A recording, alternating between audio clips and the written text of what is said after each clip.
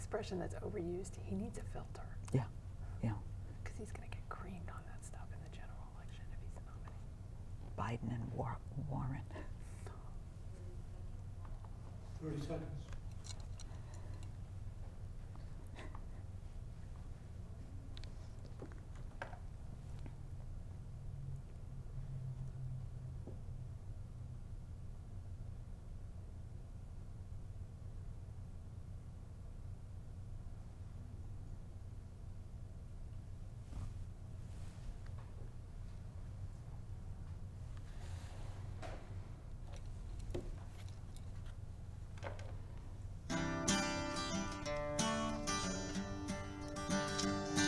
America, we stand for freedom.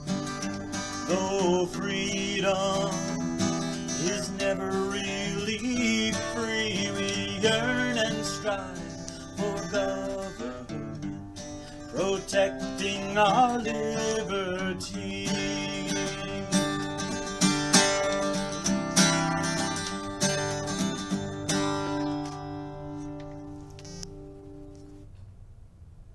Good evening and welcome to the Fitchburg Republican City Committee, Your Right to Know.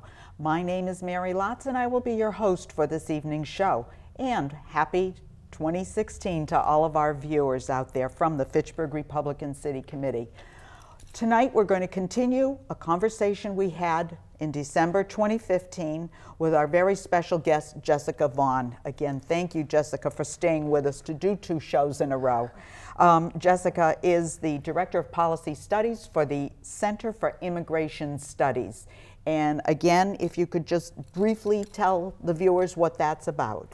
Sure. The Center for Immigration Studies is a research institute. Our headquarters is in Washington, D.C., and we focus on providing fact-based research to policymakers and opinion leaders on the immigration issue with the goal of inspiring policies that are based on the national interest rather than special interests. And I have a colleague who works with Census Bureau and labor market and fiscal cost data, and I cover the operational side, visas, benefits, immigration enforcement, things like that.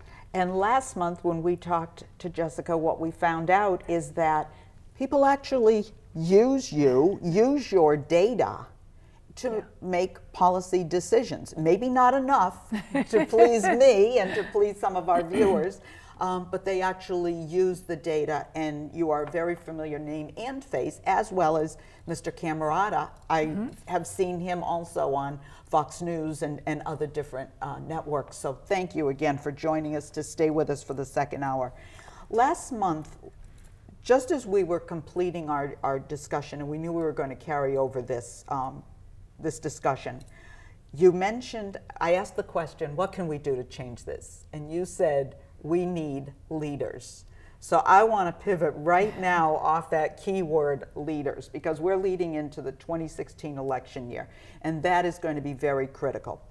We know that the topic of immigration, sanctuary cities, asylum seekers, illegal immigration, the southern border, this was a political hot potato.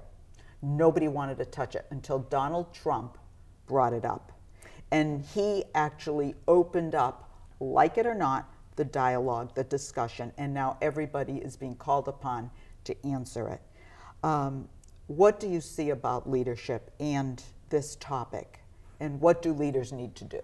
Well, until Donald Trump started talking about this topic, primarily what the politicians were doing was talking about what can we do for the people who are here illegally, or how can we expand immigration because all these special interest groups are demanding, you know, more of this, more of that, more for my people, more for the people I want to hire, and so on. And that goes for both some Republicans and many Democrats as well. Donald Trump, what he first started talking about was the fact that not every person who comes here illegally is necessarily an innocent, hardworking person only looking to make a better life for themselves, which many are. That doesn't make it necessarily right. But he pointed out that we do have a very serious problem in our country with people who are here illegally and also committing crimes, and that they should be targeted for deportation. At any other time, that might have been just written off by the mainstream media in particular as sort of outside the narrative that they'd like to promote about this romanticized view of immigration, which is that, you know, everything will be all right if we let people stay. Sure. Shortly after he made his remarks, a woman was killed in San Francisco. And that was Katie Steinle. Kate Steinle, who had been killed by a man who had been deported 5 times, had racked up 7 felonies, and was in the process of being deported by ICE, the agency that's responsible for immigration enforcement, until they had to turn him back over to San Francisco's custody. And San Francisco has a sanctuary policy, and they released him rather than give him back to ICE for deportation. And then he went on to commit this horrible murder. And that was the decision of the mayor and the sheriff, if I'm not mistaken. It was really the sheriff's policy primarily. The city council kind of went along with it, but the sheriff carried it out, knew, you know, I mean, it was his specific policies that were in place that resulted in this. And it was not the first time. I know of other murders that have happened in places like Chicago and all around the country. But all of a sudden, the timing of these two, Donald Trump statements, exactly. And people became aware of because Donald Trump had been roundly criticized by people saying, you know, how dare you say that illegal immigrants commit crimes? Well, it's, you know, most Americans know that, you know, crime is not something that just Americans do. Right. and just, you may have different statistics, but I'd just like to let our viewing audience know, this is per the Migration Policy Institute, 6.3% of illegals have been convicted of felony or serious misdemeanors. So it is a very small number. And of course, we do hear a lot about it. So it's not everybody is out there committing crimes. Most people do remain in the shadows, as we like to say. But go on, I just wanted to clarify. No, I'm glad you raised that. I think that's really important, to not talk about illegal immigrants as if they are all criminals, or to talk about criminal aliens as if every immigrant is one. What our research has found, my colleague Steve Camerata and I have been studying this question for many years now and reviewed I'd like to think that I've reviewed pretty much all the literature on criminal aliens, and what we have found is that immigrants are no more likely nor less likely to commit crimes than anybody else, but there are certain crimes that are directly associated with illegal immigration, especially drug trafficking and drug dealing, because 80 to 90% of all the illegal drugs in this country come here from outside the country. So, and identity fraud. If you look at federal crime statistics, you find that there are disproportionate numbers of illegal aliens involved in kidnapping, for example, extortion, those kinds of crimes. So there is a legitimate public safety issue here that comes into play, especially with these sanctuary policies that have the goal of obstructing immigration enforcement, and they end up protecting mainly the criminals. And we have some of those sanctuaries right here in the Commonwealth of Massachusetts. So, you know, that's not the only. What I also, I think, have found particularly noteworthy about Donald Trump's discussion of the issue was he went beyond this problem of crimes associated with illegal immigrants, and when he was pressed to provide details on what he would do by way of policy, he put out this immigration policy paper whose framework is really based on making sure that our immigration policy does not disadvantage Americans, and that it's done with America's interests in mind. And it addressed not only illegal immigration, but legal immigration as well. And so he's really set the standard. And you know, some of his, you know, his style is different from a lot of the candidates. Sometimes I frankly think that he goes a little over the top and beyond. A little bombastic, a little showman. Certain comments are a little too far, but he has raised the issue in a constructive way, I believe, not a negative way necessarily.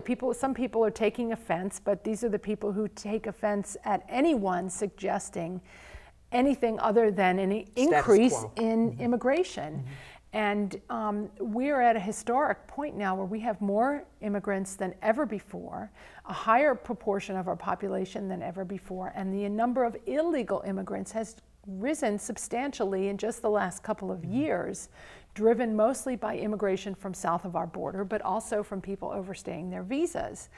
And I think it's a legitimate question to be asking candidates, do you think this is sustainable? Right. What would you do about the problem? Do you agree with President Obama's approach? And to press them really for specifics on policies about how to, do you think immigration should be increased, decreased, stay the same? What about guest workers? All of these are very important questions that nobody would be talking about if it weren't for Donald Trump. And another thing that nobody would be talking about if it wasn't for Donald Trump is this whole new concept of anchor babies. And the anchor babies, 14th Amendment, the amendment was written, as I'm to understand by history, it was to protect children born to slaves. Correct. This has again morphed, as we've used that word before. Everything seems to be morphing nowadays, a little like the old movie The Blob. It just keeps sort of rolling and getting bigger. But this whole thing of anchor babies, and I don't care what country people come from, whether they're crossing the border, or the other day, didn't Jeb Bush make the mistake or openly said something about, and he brought in another Asian children or something. So talk about anchor babies. Where do you think we're going to go with this? Because we can't talk about the border, we can't talk about the immigration without including this concept of anchor baby. Mm-hmm. Right. Well, there are, and you're right that the 14th, this goes back to the 14th Amendment says that anyone born in the United States and subject to the jurisdiction thereof shall become a U.S. citizen. And there's a lot of debate over what is meant by and subject to the jurisdiction thereof. At the time, it was explicitly meant to not apply to Native American members of Indian tribes because they owed allegiance and were subject to the jurisdiction of their tribe. There was a Supreme Court decision in late 1800s, I believe it was, that found that the child of a legal immigrant should be a U.S. citizen. But it's really an unsettled question as to whether the children of born here to illegal aliens or to people here, say, on a tourist visa, should be necessarily U.S. citizens. And it's not a small problem. We estimate that there are about 400,000 children born in the United States each year who acquire their citizenship this way. They're either born to an illegal alien or someone who is here on a temporary visa. That's a significant number of people. Some of them are these the product of what they call birth tourism, where families essentially buy U.S. citizenship for their child by flying here with the express purpose of having a baby here, just so that baby will become a U.S. citizen and be able to have free public education and a U.S. passport and be able to sponsor the parents eventually for citizenship also. And sometimes they do it, a lot of people sort of brush that issue off by saying, well, they're paying their way. In fact, federal investigations have shown that many of these women are not paying their way for that birth. They're trained in how to claim to be indigent so that they can have that baby at taxpayer expense and then return to their home country, to come, back later when the child is of school age.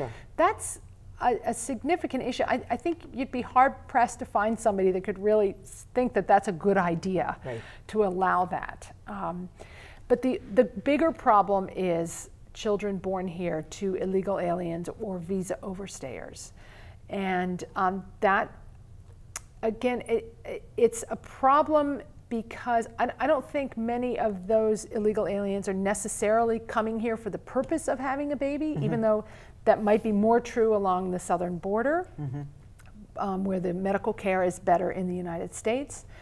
But I think the real problem is that because we don't enforce our laws, because our immigration enforcement is not adequate, they're allowed essentially to live here for years until the time when just as they would in their own like country. Exactly. They marry, they get together, they start families, they move in with each other. I mean, so there's the fix, I think the easier the way this should be addressed, I think, by Congress and hopefully the next president is not to say, gosh, how can we change the Constitution, or what do we need to do to cut off citizenship? I think the short-term answer might be to just enforce our immigration laws, and this will become much less of a problem, and also to reverse the Obama administration's policy, which basically says that if you have a child here, you're immune from deportation. That's not right either. There's no reason why those children shouldn't go back. If an illegal alien is caught here and comes to the attention of immigration authorities and is deported, the children should go with the parents if they're deported. There's no law that says all American citizens have to live here. I mean, that would take care of a lot of the problem and be much more politically feasible. I'm also interested in seeing what Congress can do to pass a law that might adjust this birthright citizenship aspect in our law. Do you think it has to come through Congress or through the courts? Well, it's going to anything Both like this ultimately has to go through the courts. So we might as well start now, and see. Maybe all of the the people who think that this is like a God-given right to citizenship if you're born here, maybe they're right. Maybe the Constitution, maybe the Supreme Court will agree with them. Let's start the process and get it over with. I always remember hearing when I went to school, which was a number of years ago, the definition of a country had borders. And we are a country now that's lacking borders. So we will lose our country, in my estimation, if we don't start enforcing our border security. Right, because America as a nation is not built on ethnicity. We celebrate our diversity and the fact that an immigration is one of the things that has made us strong in the past, but we are at a time now where it's really a social experiment, and the assimilating institutions have become a lot less effective in making Americans out of immigrants. Because after all, that should be the goal of our immigration policy, is to create new Americans, not to just allow anybody in who wants to live here and continue with their own agendas and ideologies and cultures and so on. We want to build our nation. Another thing that I'm watching, and again, morphed over the years. When I was a kid, a long time ago, we had asylum seekers. There's always been asylum seekers, and oftentimes you heard about them, and they were the premier ballerina from the Bolshoi. They were a dissident, or someone, a scientist that genocide, but they were few.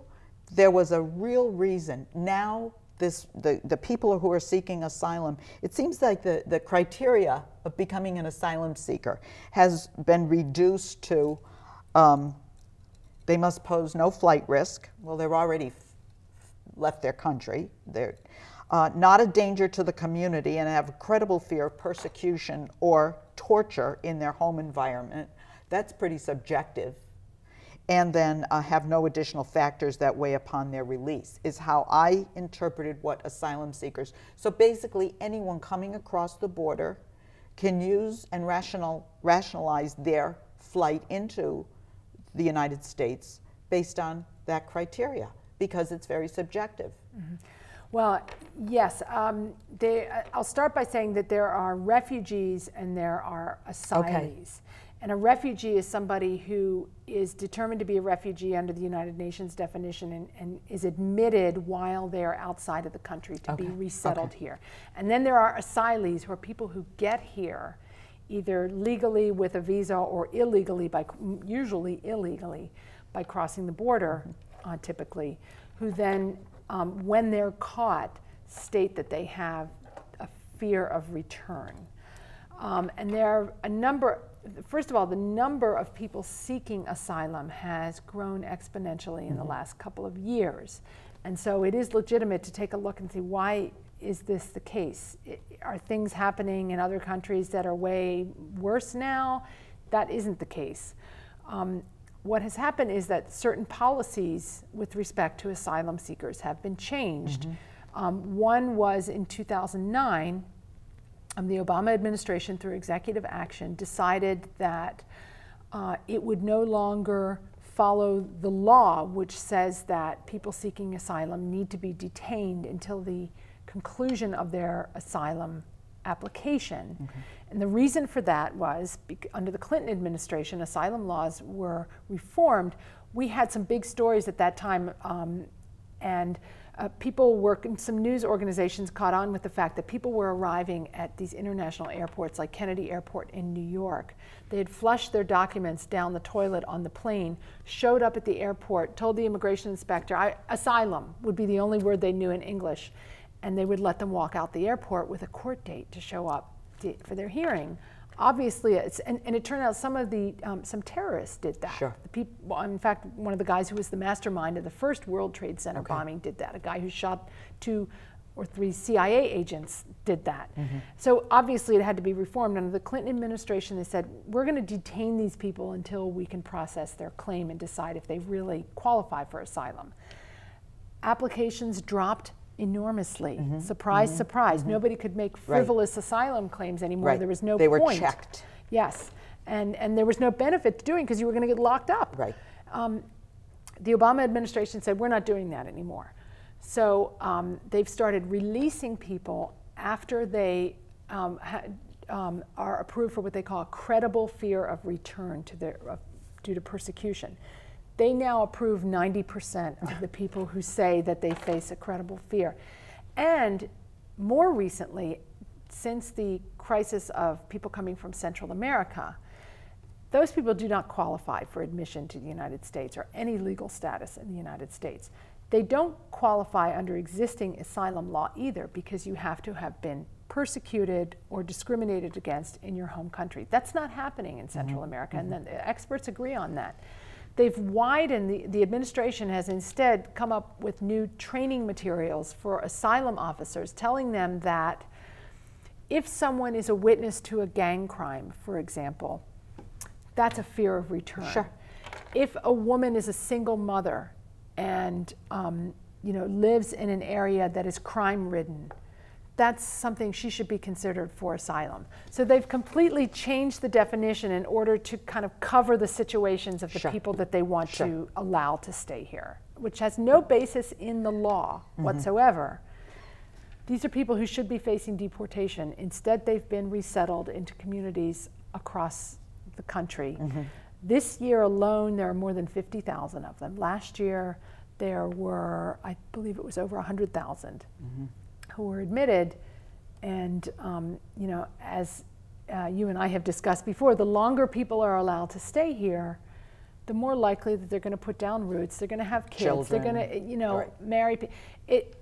But the local communities are the ones left holding the tab. Bag. There are mm-hmm. no charitable organizations providing these people with support. They're signing them up for social services and welfare benefits in our communities that are paid by taxpayers. And most charitable organizations could not afford the requirements to support this number of people. Definitely not. When we talked about, in the first show, we talked about the churches at one time. If you had 1 or 2, maybe you could support a family, give them some work or whatever. But now we're talking tens of thousands of people, and there's really no way. Right. Billions of dollars of costs. It literally. Is, yes. What was Howie Carr in Massachusetts? $1.8 billion in one year, and that's just in Massachusetts. Taxpayers remember that in April 15th, 2016. But we've already spent $2 billion just in federal expenses on the Central Americans who've come in the last 2 years. One of the things we hear a lot of, and it was because of Kate Steinle's murder, is Kate's Law. Do you think Kate's Law really has any teeth to change any of this? I have to say, no, I don't think that is enough. Mm-hmm. What Kate's Law does is address the fact that this person who killed her, who has admitted to killing her, mm-hmm. had been deported a number of times before. He had been prosecuted for the crime of illegal reentry after deportation. He did time in a federal prison for it. The problem was that San Francisco got him in their custody and let him go. So I don't really think it would help. I think what's necessary instead, and I think, you know, the intentions are good, but it's not the right approach. Right. What we need to do, first of all, is make it clear in federal law, where it now is in regulation, but we need it in the law, that local law enforcement agencies are expected to cooperate with federal immigration authorities. When they have somebody they want to deport, the local agencies need to hold them for ICE to take into their custody and deport, that they can't block that. Secondly, we need those law enforcement agencies that want to help ICE, and it usually is the law enforcement agencies that want to help, need to be protected from lawsuits from a lot of these immigrants' rights groups that are saying that you're violating their civil rights by holding them for ICE. That needs to stop also, because local law enforcement agencies can't afford to defend themselves against the national ACLU. Right. Thirdly, the jurisdictions that do choose to be sanctuaries need to face penalties, both from the federal government, to have certain federal funds cut off for them. If they're going to obstruct federal law, they shouldn't be getting grants from the federal government for law enforcement. And I think states ought to take action against them as well. Presidential election, you have probably had communication with a lot of the different candidates at this point, your office? We do get questions from all sorts of offices, you know, looking for factual information. Any people that you think are stronger on this whole immigration issue? Well, there's no question that Donald Trump has, much of his popularity now arises from the fact that he was willing to talk about immigration in terms other than a big amnesty, and second, talking about it from the standpoint of the national interest, and that's, you know, really tapped into a real. It really shows the saliency of this issue with voters, because it resonated with the American people. Yes. As a result, a number of other candidates have started talking about it as well. People like Scott Walker, Ted Cruz, even Carly Fiorina. I mean, it creates a situation where everyone has to talk about it, because he's sort of drawn a line and is dominating the media coverage and so on with this issue. There are other candidates like Marco Rubio and Jeb Bush who have often talked about immigration all along. For years they have. Of course, Marco Rubio was a sponsor of the Gang of Eight bill, the amnesty immigration expansion bill. He's seeing, you know, he's got to be looking at Donald Trump's popularity and thinking, am I on the wrong side of the fence here? Jeb Bush, you know, is really committed to his, he's written a book about immigration, and basically he would like to expand immigration and offer amnesty to most illegal aliens who are here. So the Democrats aren't talking about it at all. And with that, we have to call it a day to our second half hour. We thank you so much, Jessica. This has been an amazing conversation, and certainly one that we needed to have. And we thank you for coming, and we also thank you for our viewers for watching. Your right to know and sitting in with the Fitchburg Republican City Committee. As we leave you tonight, we'd like you to remember that your local city or town Republican Committee is the only grassroots organization that holds dear your constitutional rights and conservative values. We encourage you to join us. Why? Because to us, the GOP stands for growth, opportunity, and prosperity, and because we always stand for freedom. Thank you and good night.